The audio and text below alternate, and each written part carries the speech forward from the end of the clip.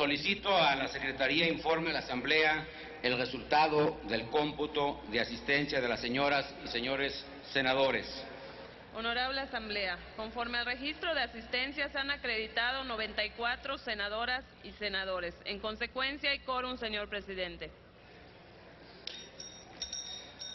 Se abre la sesión del jueves 18 de octubre del 2012, correspondiente al primer periodo ordinario de sesiones del primer año de ejercicio constitucional. El orden del día está disponible en el monitor de sus escaños, con lo cual se informa de los asuntos que corresponden a la agenda del día de hoy. El acta de la sesión anterior se encuentra publicada en la Gaceta del Senado de este día. En consecuencia, pido a la Secretaría que consulte a la Asamblea en votación económica si es de aprobarse el acta de la sesión anterior. Consulto a la Asamblea en votación económica si se aprueba el acta de la sesión anterior. Quienes estén por la afirmativa, a favor de levantar la mano.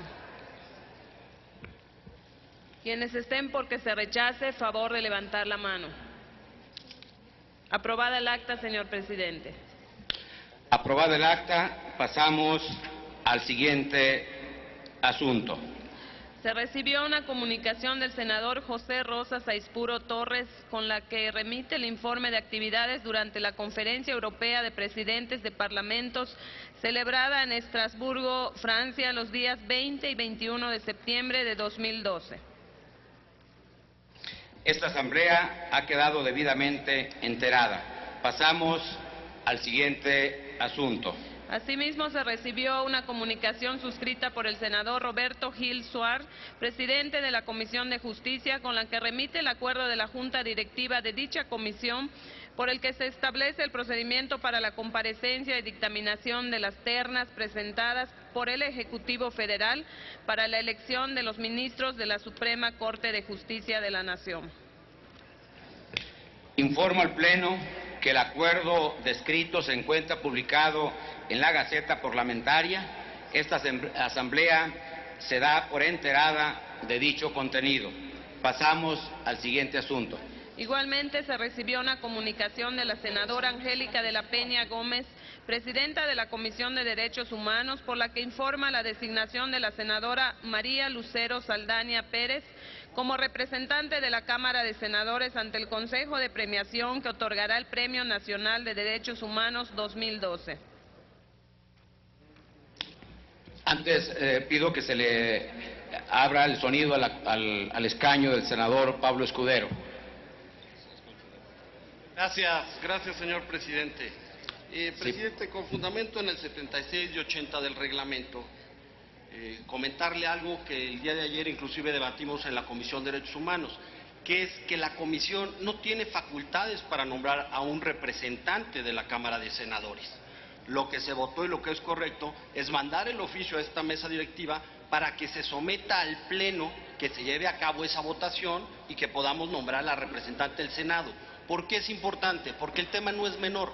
De lo que se está tratando aquí es de formar un consejo con base a la ley de premios, estímulos y recompensas, donde va a haber un premio en efectivo y donde la legitimidad es muy importante. Por lo tanto, yo le pediría que se separara ese punto y que se procesara como una votación en este pleno para que tenga legitimidad la senadora que acuda a este comité. Gracias. Con gusto, senador Pablo Escudero. Pido a la Secretaría que este asunto lo reservemos para que se trate en la directiva de la próxima sesión y en consecuencia pueda hacerse del conocimiento del Pleno para que éste dé su anuencia. Con gusto. Continúe la Secretaría. Se recibieron oficios de la Secretaría de Gobernación con la que remite los siguientes instrumentos internacionales. El protocolo modificatorio al Tratado de Libre Comercio entre los Estados Unidos mexicanos y la República Oriental de Uruguay, firmado en la ciudad de Santa Cruz de la Sierra, Bolivia, el 15 de noviembre de 2003, suscrito simultáneamente en la Ciudad de México y en Montevideo el 1 de octubre de 2012. Y el Acuerdo Marco de la Alianza del Pacífico, suscrito en Paraná, Antofagasta, República de Chile, el 6 de junio de 2012.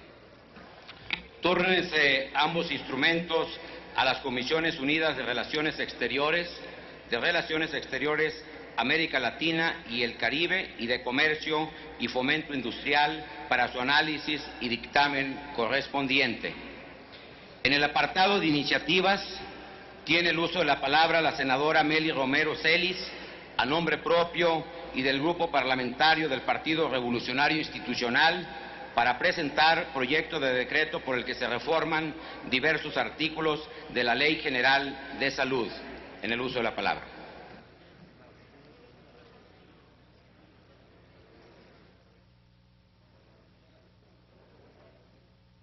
Muchas gracias, señor presidente. Buenos días a todas y a todos, compañeros, senadoras y senadores.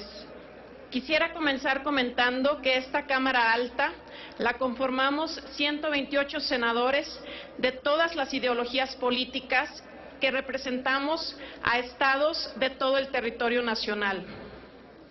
Entre nosotros, 32 senadores y senadoras son, por definición, adultos mayores. Así lo señala el artículo 3º de la Ley de los Derechos de las Personas Adultas Mayores, definiéndolas precisamente como las que tienen más de 60 años.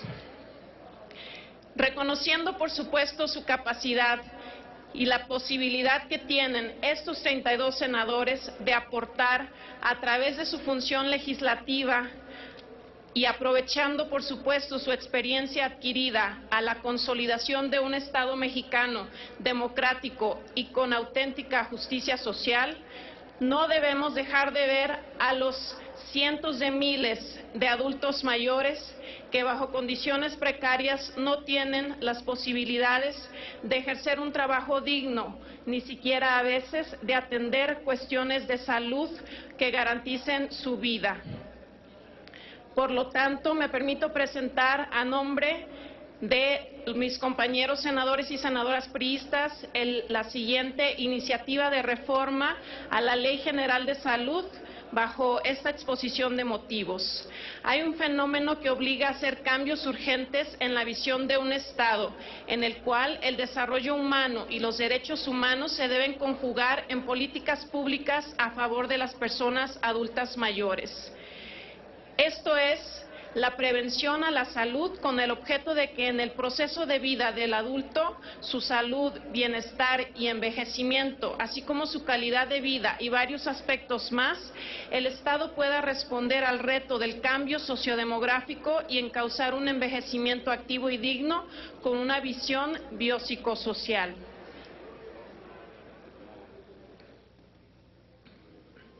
La curva demográfica alerta sobre el crecimiento de nuestra población en México. Diariamente 799 personas cumplen 60 años y según el Consejo Nacional de Población, para el año 2015 habrá 15 millones de adultos mayores. Para el año 2050 sumarán 42 millones. Esta situación obliga a enriquecer las políticas de salud y sociales con un enfoque hacia los adultos mayores. En cuanto a la salud de los adultos mayores y tomando en consideración el crecimiento poblacional que en el futuro tendrá este grupo etario, el cual se calcula que por su crecimiento para el año 2035 la población de adultos mayores será más que la de las personas entre 0 y 14 años, que decrecerá paulatinamente. Esto nos indica que se tienen que ir instrumentando nuevos esquemas de prevención y atención para la población, en lo particular hacia ellos, los adultos mayores. En el caso de la salud, las enfermedades crónicas no transmisibles en los adultos mayores aumentarán en el futuro, por lo que los costos de atención a la salud se incrementarán. Debido a que este tipo de padecimientos son de larga duración e implican el uso de terapias basadas en tecnologías y medicamentos costosos, se asocian a periodos de hospitalización prolongados y frecuentes sin que necesariamente se prolongue la vida del individuo o la calidad de la misma. Por otra parte, prevalencia de la discapacidad se incrementa gradualmente a partir de los 45 años de edad, tanto en hombres como en mujeres, alcanza niveles significativos a partir de los 70 años, cuando los riesgos de experimentar un deterioro funcional son mayores. En la medida que avanza el proceso de envejecimiento poblacional, la proporción de individuos en los grupos etarios de mayor riesgo se incrementa, por lo que es previsible que la prevalencia de la discapacidad tenga el mismo comportamiento. Aunado a estas situaciones de salud que afectan a los adultos mayores y que pudieran minimizarse tomando acciones específicas de prevención y cuidado de la salud para los adultos, se tienen que establecer mecanismos de atención para que la protección social de los adultos mayores, tanto en su núcleo familiar como en situaciones de abandono, sea más eficaz en términos de bienestar, más que de tipo asistencialista. En este sentido, es importante prever también que, de acuerdo a las proyecciones del CONAPO, para el año 2020 habrá 13.955.000 adultos mayores y 26.890.650 personas entre 0 y 14 años. Para el 2030 se calculan 20 millones aproximadamente de adultos mayores y 25 millones de 0 a 14 años. Es decir, estas proyecciones nos señalan que la cantidad de adultos mayores va en aumento y la cantidad de niños de 0 a 14 años irá en decremento, por lo que se indica la necesidad de ir previniendo políticas públicas en materia de desarrollo humano y protección social para ellos, precisamente los adultos mayores. Por lo tanto, se propone, presidente, la reforma a varios artículos, al 6º, al 27, al 77 bis 3, al 77 bis 4 y al 77 bis 20, de manera que quede incorporado como un objetivo y obligación del Sistema Nacional de Salud la prevención de la salud, con enfoque hacia el bienestar de los adultos mayores y también hacia las personas con alguna capacidad diferente. Es cuanto, presidente. Gracias, senadora Meli Romero Celis. Túrnese a las Comisiones Unidas de Salud y de Estudios Legislativos. A continuación, se le concede el uso de la palabra al senador Fernando Yunes Márquez para presentar, con el aval del Grupo Parlamentario del Partido Acción Nacional, un proyecto de decreto por el que se reforman y adicionan diversos artículos a la Ley del Instituto de Seguridad Social para las Fuerzas Armadas Mexicanas. En el uso de la palabra, señor senador. Con su venia, presidente. Con el aval de los senadores integrantes del Grupo Parlamentario de Acción Nacional y con fundamento en lo dispuesto por la Constitución Política de los Estados Unidos Mexicanos, así como nuestro reglamento, someto a consideración de esta honorable Asamblea la presente iniciativa que tiene como objetivo principal el mejoramiento de las condiciones y prestaciones económicas de los miembros de las Fuerzas Armadas. Solicito a la mesa directiva se registre en el diario de los debates el aval del Grupo Parlamentario de Acción Nacional para la presentación de esta iniciativa. Con gusto pido a la Secretaría que se inserte de manera íntegra esa iniciativa y que la cual es avalada por los integrantes del Grupo Parlamentario del Partido Acción Nacional. Gracias. La Secretaría de la Defensa Nacional y la Secretaría de la Marina son dos pilares fundamentales del Estado mexicano. De manera especial, en los últimos años han tenido un papel trascendental en recuperar la paz en muchos lugares del país. No hay instituciones más confiables que las castrenses para todos los mexicanos. A lo largo de nuestra historia, los elementos del Ejército Mexicano y la Marina Armada de México han dado su vida por preservar la soberanía, la seguridad interior, la paz y la tranquilidad que tanto requieren los mexicanos. Ya sea combatiendo a los criminales o apoyando en desastres naturales, los soldados y marinos siempre están presentes con valor y gallardía. El presidente Felipe Calderón lanzó una estrategia a inicios de su administración cuyo objetivo es combatir con toda la fuerza del Estado a la delincuencia organizada que genera la violencia en el país y rompe el tejido social, como nunca antes un presidente lo había hecho. Hace algunos años, la presencia de los militares generaba cierto recelo en los ciudadanos. Ahora, los ciudadanos reconocen a los militares en las calles, se les acercan, interactúan y se sienten protegidos. Definitivamente se ha ciudadanizado la actuación de los elementos castrenses y esto ha permitido una mayor admiración por parte de los mexicanos. Bajo esta premisa, nosotros como legisladores creemos necesario reformar el marco jurídico que mejore las condiciones económicas de los miembros del Ejército y Marina. Los tiempos son otros y la coyuntura actual expone a los miembros de las Fuerzas Armadas a la violencia generada por los delincuentes. Si bien es cierto que la ley del Instituto de Seguridad Social de las Fuerzas Armadas Mexicanas fue reformada de manera importante en el año 2008 a iniciativa del Presidente de la República y mejoró sustancialmente las prestaciones de los mandos medios y altos en situación de retiro, también es cierto que los elementos de tropa son, en casi todos los casos, quienes con valentía y amor a México salen a las calles a enfrentar a los delincuentes que sin escrúpulos han perturbado la paz de la sociedad. Es en gran medida por ellos que presentamos esta iniciativa.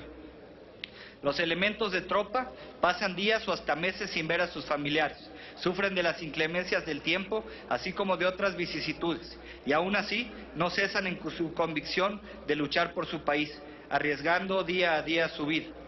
Lo ideal en esta estrategia contra la delincuencia es que no ocurriera jamás una sola baja. Lamentablemente esto no es así. En lo que va del sexenio, 217 elementos de la Sedena y de la Marina han fallecido en acción de armas contra los criminales. Esta situación no la podemos pasar por alto. Es cierto que jamás se podrá recuperar una pérdida humana, pero también es cierto que las familias que con valentía aceptan y apoyan la vocación militar de sus seres queridos deben tener una mayor tranquilidad en caso de que lamentablemente estos fallezcan luchando por su país.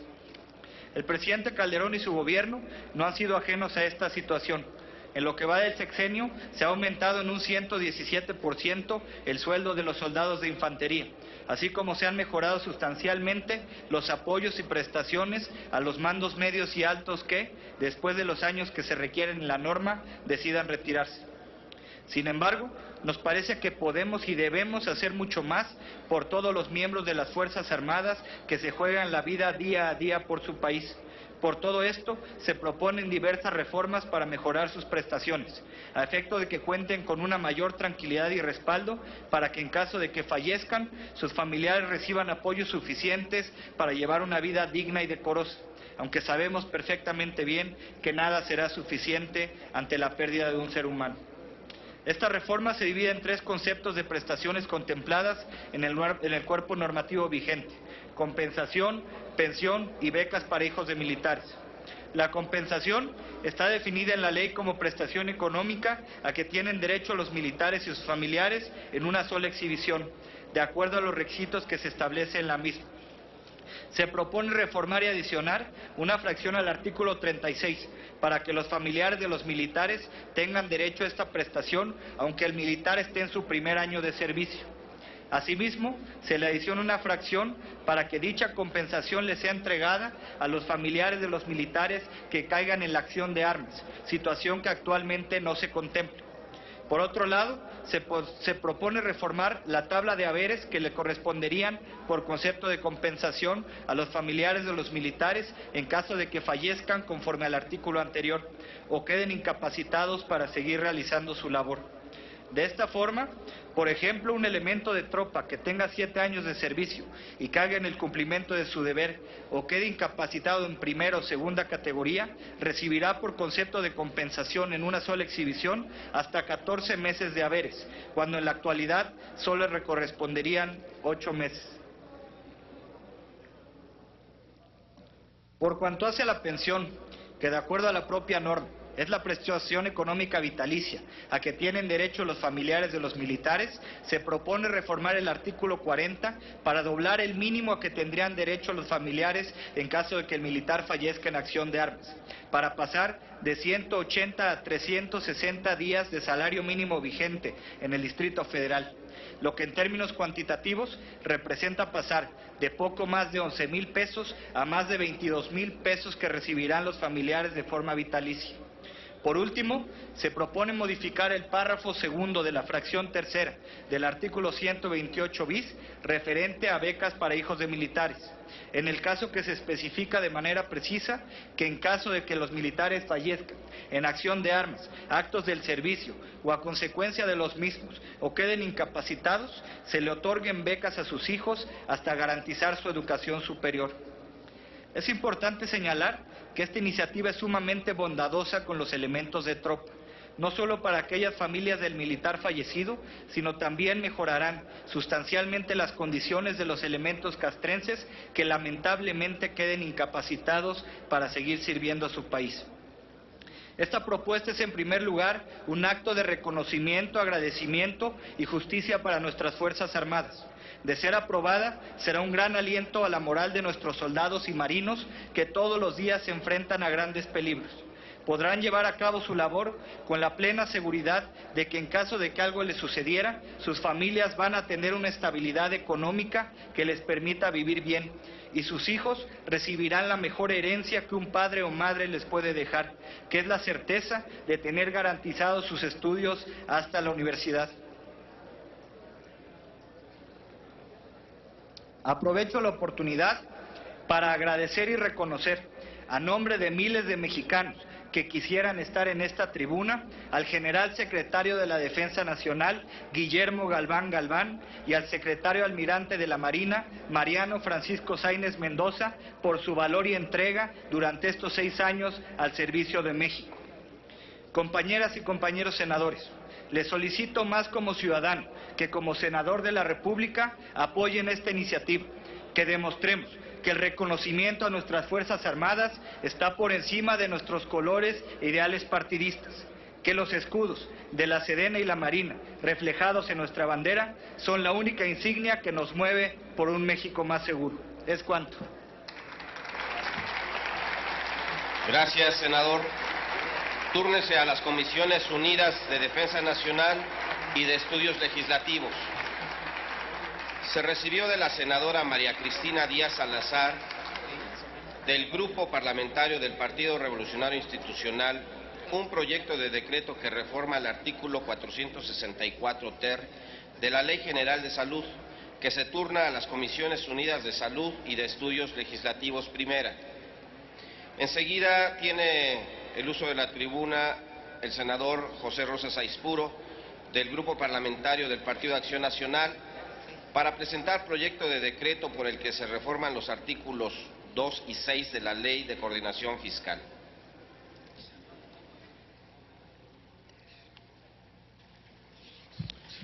Con el permiso de la Presidencia, compañeras y compañeros senadores,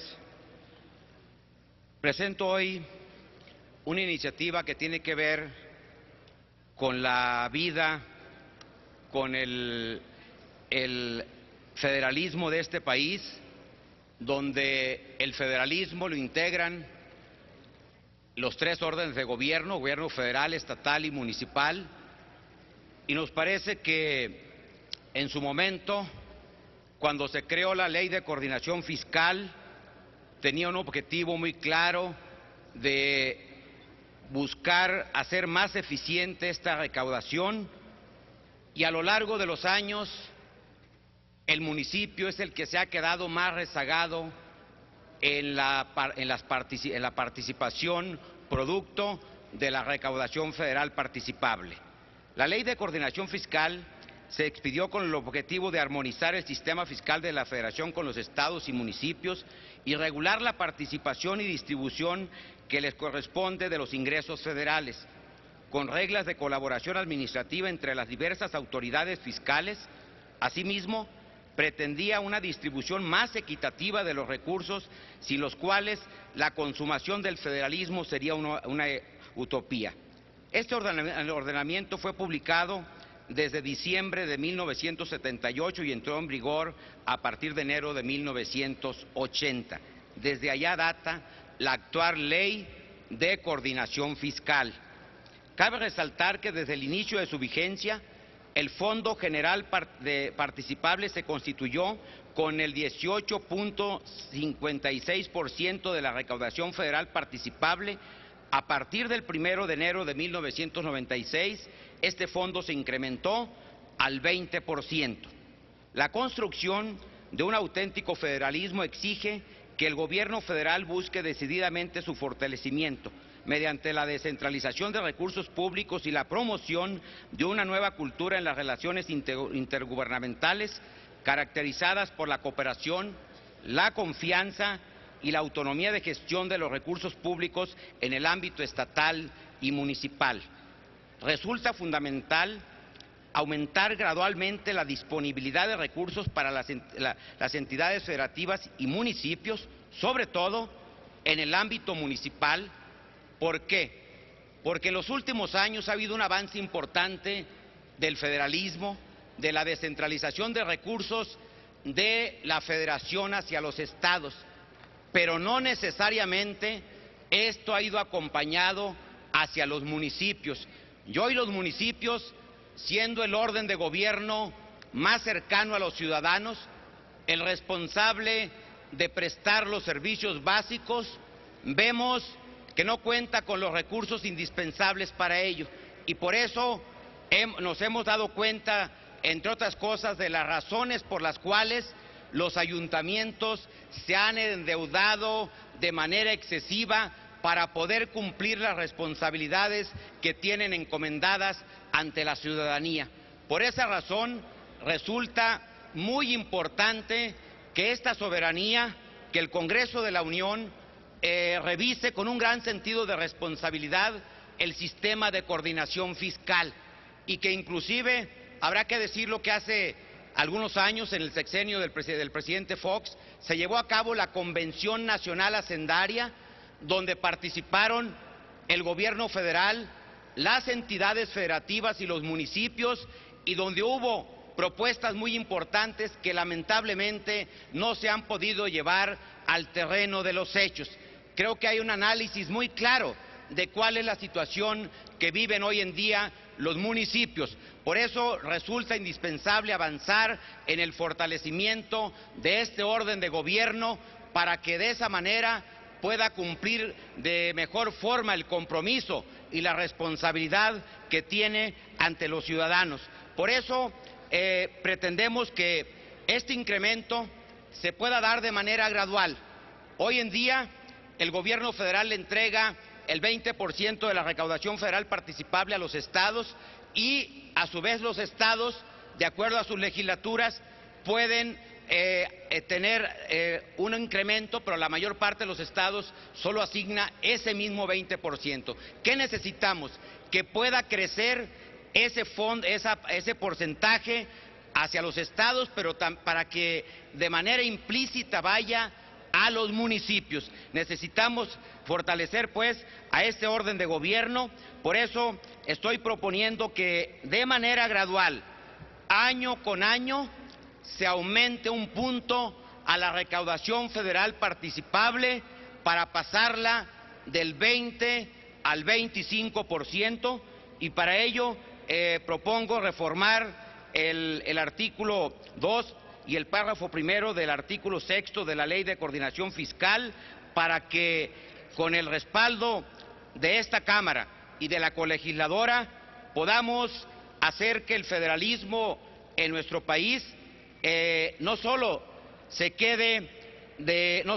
apoye la descentralización de la federación hacia los estados, sino que también los estados asuman el mismo compromiso con los gobiernos municipales.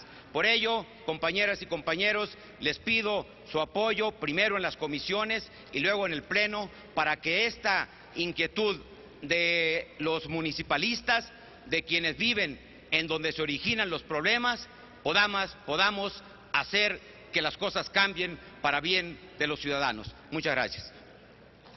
Gracias, senador Rosas Aispuro. Túrnese a las Comisiones Unidas de Hacienda y Crédito Público y de Estudios Legislativos, segunda.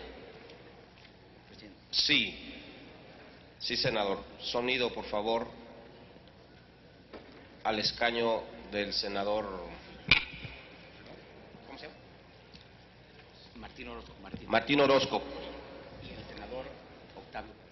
Bien, muchas gracias. Pedirle al senador Aispuro formar parte de la iniciativa, y podríamos ampliar el turno a la Comisión de Federalismo.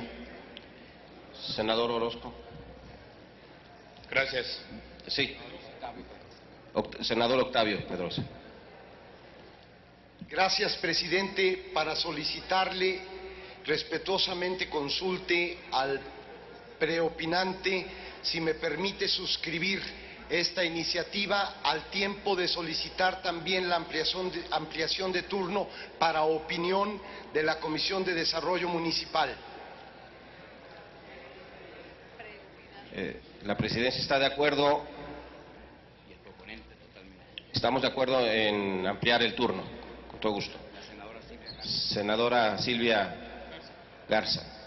Gracias, presidente. Para, si me permite, el senador Aispuro suscribirme a su iniciativa. Senador Benjamín Robles. Senador presidente, igual para solicitarle por su conducto al senador Aispuro que pueda suscribir en la idea de que nosotros hemos presentado también en algún momento al Pleno modificar la ley de coordinación fiscal, y creo que la propuesta que ha hecho el senador Aispuro es muy importante, inclusive supera la propuesta de incremento que había yo sugerido, y estoy totalmente de acuerdo con él, y por eso le pido, le solicite que pueda yo suscribir también con él esta iniciativa. Lo acepta. Senador Hermosillo. Con la misma situación de adherirme a lo que dijo el senador Aispuro. Gracias, senadora Maki. Sonido a la senadora Maki. Sí, gracias. Con el mismo propósito de adherirme, si es posible, a la iniciativa del senador Aispuro. Muchas gracias. Gracias. Se toma nota.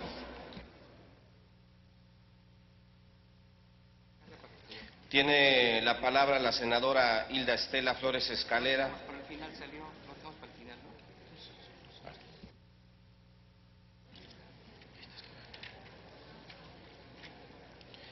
En nuestro apartado de proposiciones tenemos registradas dos que se refieren a la importación de frijol, una de los senadores Manuel Cota y Gerardo Sánchez y otra del senador José Rosas Aispuro.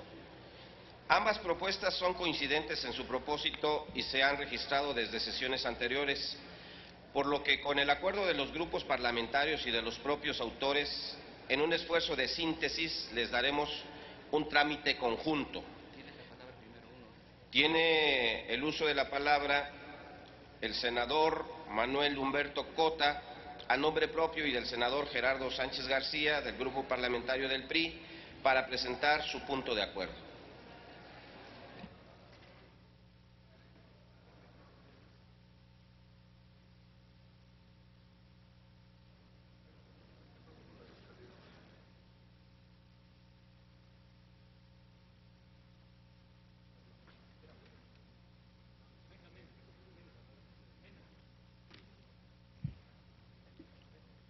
Con su permiso, señor presidente, los que suscribimos el presente punto de acuerdo, hemos recibido de parte de productores, de gobernadores y de organizaciones un tema muy sensible del campo, y es el tema de la producción del frijol.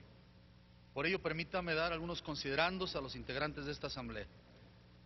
El 27 de junio del 2008 se publicó en el Diario Oficial de la Federación el acuerdo por el que se da a conocer el mecanismo de asignación para importar frijol bajo arancel cupo, estableciéndose la cantidad de 100,000 toneladas, mismas que deberán de importarse en el periodo que comprende del 15 de julio hasta el 31 de octubre. No obstante, mediante reforma publicada en el Diario Oficial de la Federación el 13 de enero del 2012, se establece que para el año 2012 la vigencia del cupo será desde su publicación hasta el 31 de diciembre, algo no común. El 25 de enero del 2012 se publicó en el Diario Oficial de la Federación el acuerdo por el que se instruye acciones para mitigar los efectos de la sequía, mediante el cual el Ejecutivo Federal instruyó a la Secretaría de Economía, entre otras acciones, a que amplíe el cupo para importar frijol para garantizar el abasto de este alimento en las zonas afectadas y en todo el país. El 4 de febrero del mismo año se publicó en el Diario Oficial de la Federación un acuerdo que modifica el cupo para importar frijol, otorgando una asignación mayor adicional de 50,000 toneladas. De conformidad a lo anterior, existe un cupo de importación de frijol autorizado por 150,000 toneladas para el presente año, mismo que tiene una vigencia al 31 de diciembre. Si bien es cierto, la contingencia climática derivada de la sequía registrada en 2011 y en primer semestre del año justificó ampliamente la medida tomada por la Secretaría de Economía de ampliar la vigencia de importación para los 12 meses del año e incrementar en 50,000 toneladas adicionales, esta ya no se justifica actualmente en virtud de que los pronósticos del ciclo agrícola primavera-verano, que según estimaciones dejará 650,000 toneladas, por lo que a continuar y cumplir con las metas fijadas en el cupo de importación autorizado, este afectará de manera seria los precios del mercado y por ende la economía de miles de familias que dependen del producto a nivel nacional. De acuerdo a cifras oficiales, hasta septiembre del 2012 se ha registrado ya una importación de frijol de cerca de 80,000 toneladas, por lo que se concentrarían poco más de 70,000 toneladas de frijol importado en menos de 3 meses, lo que tendría resultados catastróficos en el ciclo otoño-invierno.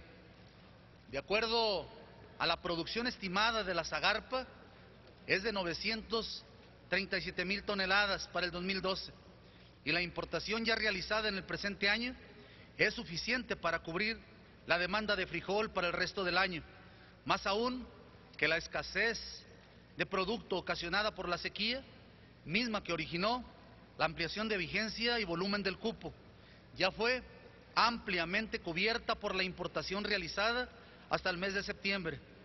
Esto es, el consumo interno queda debidamente cubierto por la producción interna. En conclusión, lo que consumimos está debidamente cubierto por la producción. Traer más importación es verdaderamente un grave problema para el precio interno y en consecuencia para los campesinos que con tanto esfuerzo producen la tierra. Por lo anteriormente expuesto y fundado, sometemos a la consideración de esta Asamblea, con carácter de urgente resolución, el siguiente punto de acuerdo. Único, el Senado de la República exhorta a la Secretaría de Economía del Gobierno Federal a suspender de inmediato el cupo asignado para la importación de frijol. Cabe hacer mención que dicha proposición suma a los que, como las del compañero José Rosas, defienden los intereses de los campesinos.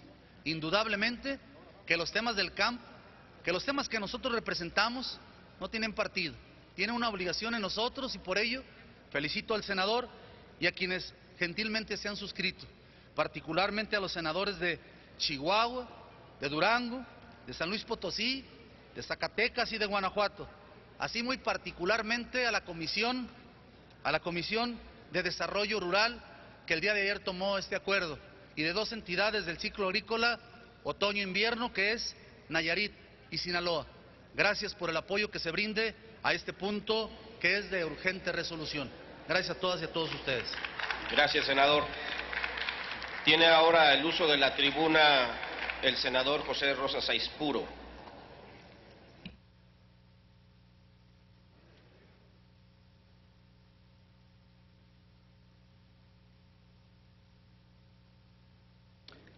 Con su permiso, señor presidente, compañeras y compañeros senadores, hago uso de esta tribuna para exponer un tema que es de preocupación de los productores de frijol de la zona norte de nuestro país y que, como ya lo ha comentado nuestro compañero senador Manuel Cota Jiménez, coincidimos en los puntos de acuerdo que se han presentado a esta soberanía y por eso desde esta tribuna quiero reconocer el esfuerzo de las y de los senadores que han tenido a bien sumarse a este punto de acuerdo en la búsqueda de la solución del problema de los productores de frijol.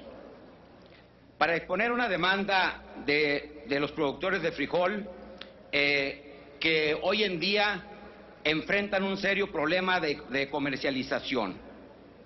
Hoy los productores de frijol no solo tienen que cubrir las deudas que adquirieron para preparar sus tierras, para la siembra, para su cultivo, la cosecha y la comercialización de la leguminosa, sino también las necesidades dignas de su familia. Es necesario hacer un llamado a la sensibilidad para que los campesinos que se encuentran ahorita en una situación crítica por lo que nos ha golpeado la naturaleza en los últimos 2 años, particularmente en este último, donde nos ha llevado a que ha habido pérdidas recurrentes, y esta temporada, este ciclo agrícola en el que ha sido más o menos bueno, más o menos regular, podemos decir que no vamos a producir lo que normalmente se tenía de cosecha en los estados productores de frijol de la zona norte de nuestro país, pero indudablemente que hoy es un año mucho mejor que el pasado. Y a esto habría que agregarle las pérdidas que enfrentan los productores de frijol, donde les están recogiendo los implementos agrícolas, tractores, todo lo que se requiere, además de otro tipo de deudas que tienen producto de la preparación de las tierras. Hoy vemos que para este ciclo los productores tuvieron que comprar la semilla a mínimo 25 pesos. Ese fue el costo que tuvo la semilla para la siembra del ciclo primavera-verano. Y habrá que reconocer el esfuerzo del gobierno federal y de los gobiernos donde se produce esta leguminosa para combatir un mal recurrente que es el que los intermediarios abusan o abusen de los productores.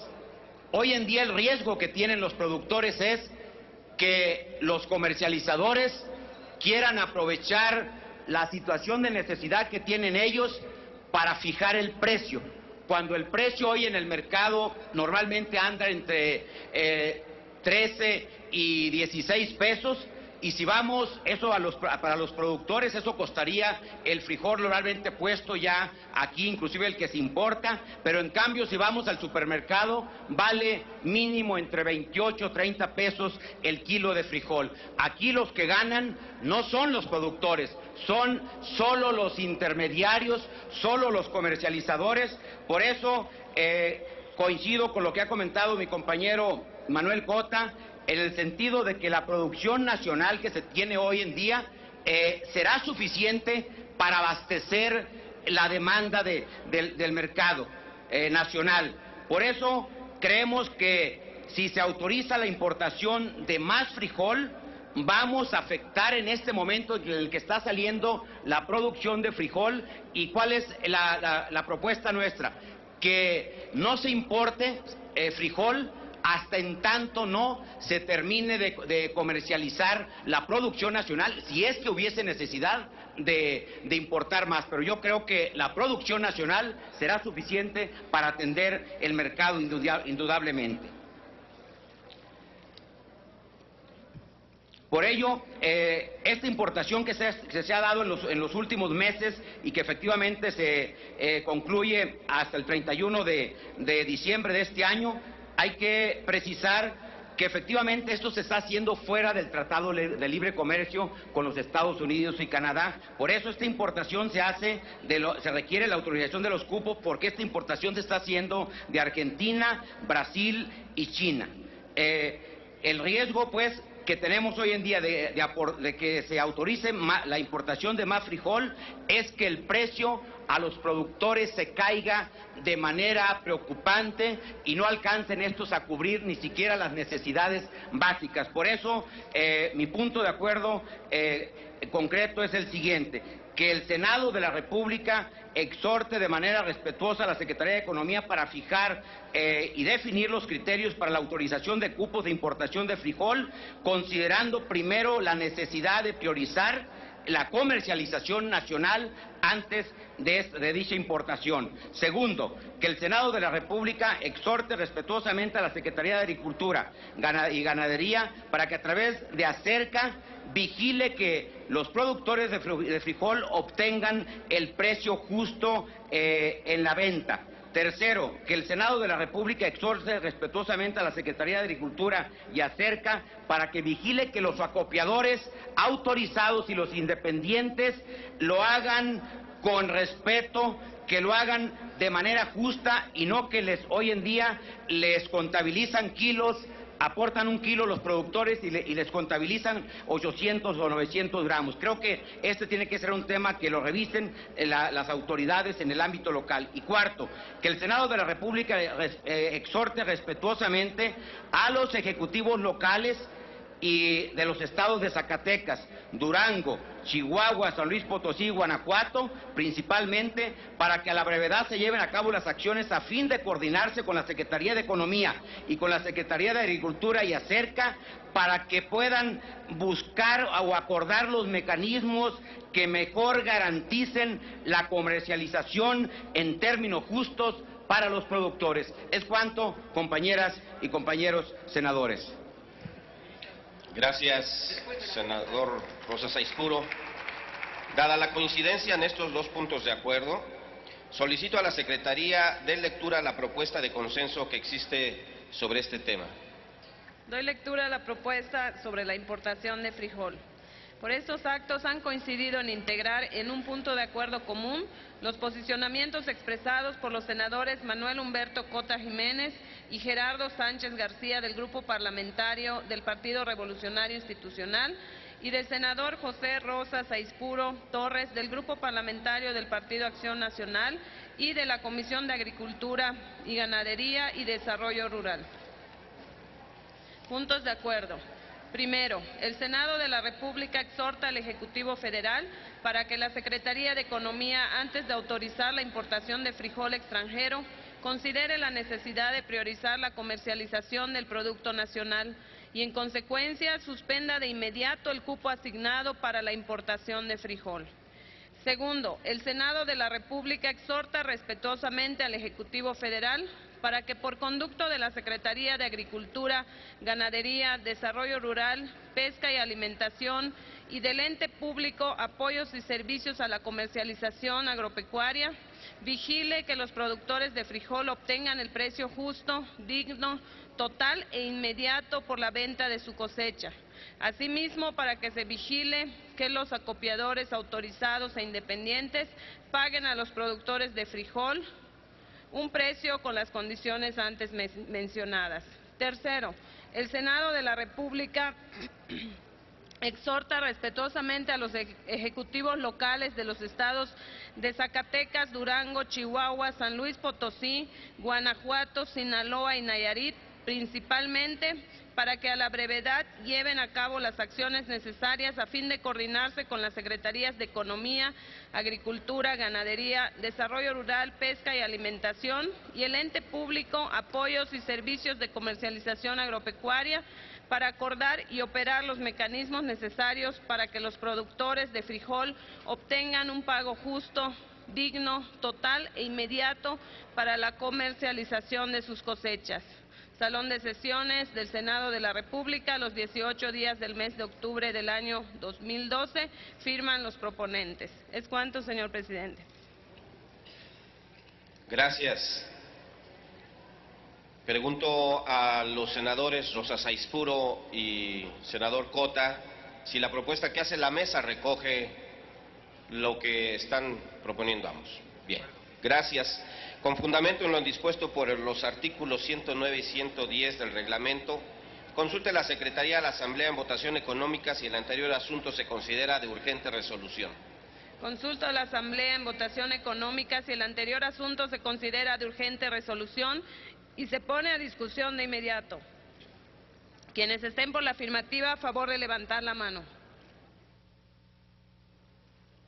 Quienes estén por la negativa, a favor de levantar la mano. Sí se considera de urgente resolución, señor presidente. En consecuencia, está a discusión la propuesta. Para hablar sobre este tema, se concede el uso de la palabra al senador Benjamín Robles Montoya, del Grupo Parlamentario del Partido de la Revolución Democrática.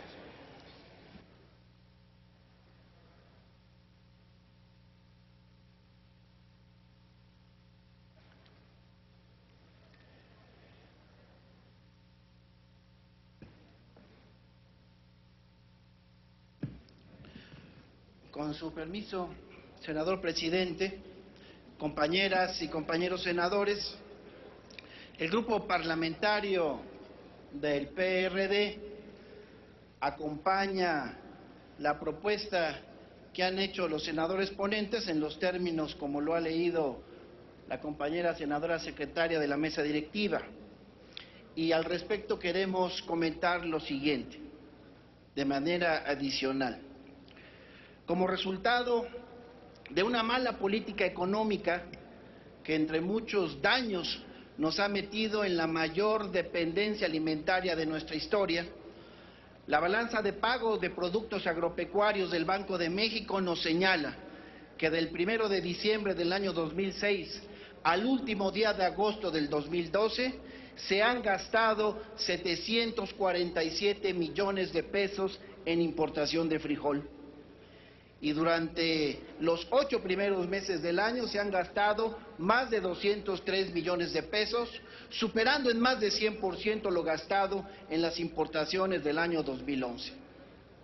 Y si bien esto es grave, lo es más el hecho de que la inflación registrada en la calculadora del INEGI, mediante el Índice Nacional de Precios al Productor, en materia de frijol, para el periodo que va del 1 de diciembre del año 2006 al 30 de septiembre del 2012, nos señala un incremento del 157.15%, con una tasa de crecimiento promedio del 1.38% mensual.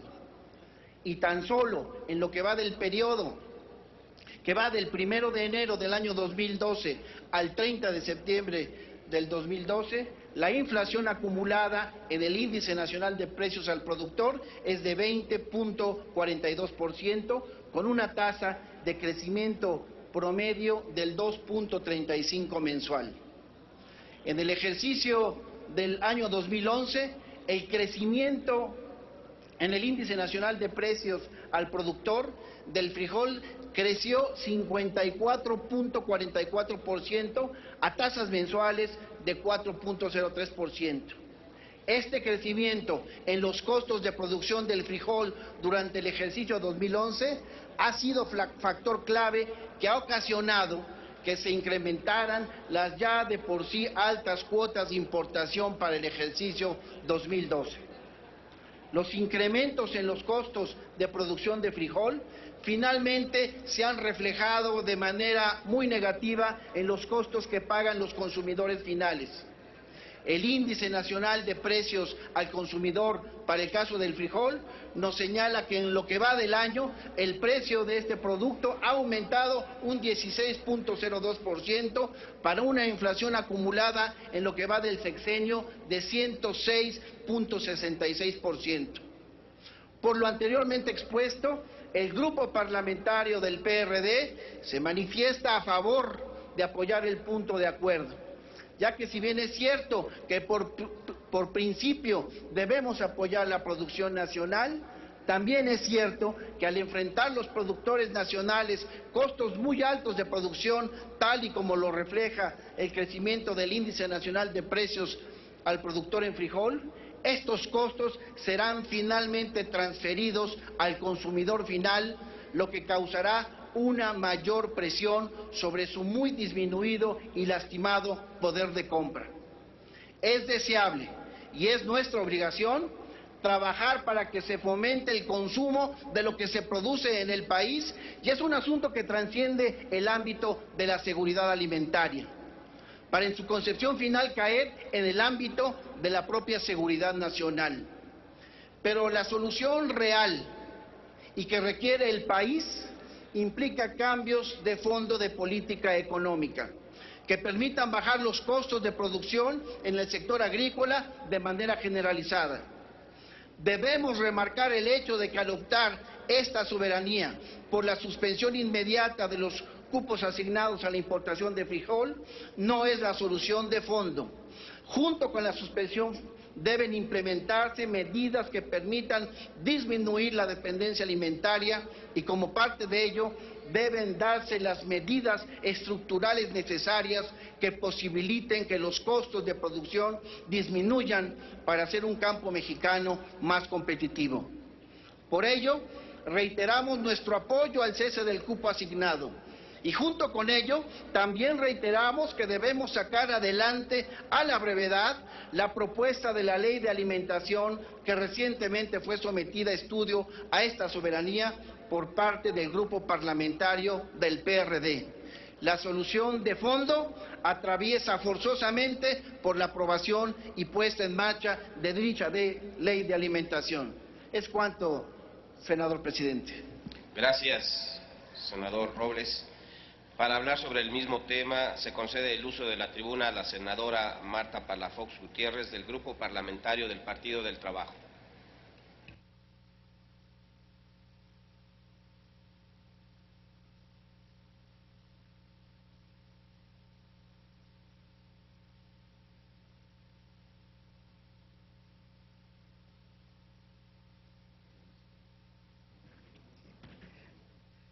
Con su permiso, señor presidente, vengo aquí a nombre de la bancada de mi partido, el Partido del Trabajo, para sumarnos al posicionamiento presentado por los senadores Cota, Manuel Humberto Cota y Gerardo Sánchez, y del senador José Rosas Aispuro, toda vez que ya no es indispensable continuar con la importación de frijol en este año.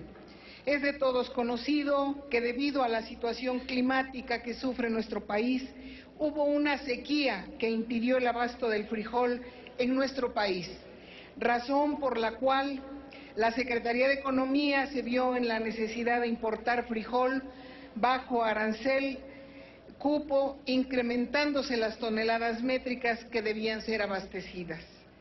El 4 de febrero del año en curso se publicó en el Diario Oficial de la Federación un acuerdo que otorga una asignación adicional de 50,000 toneladas de la importación de frijol, importación que se considera innecesaria, ya que de acuerdo a la producción nacional estimada por la Zagarpa de alrededor de 1 millón de toneladas, esta es suficiente para cubrir la demanda nacional de frijol.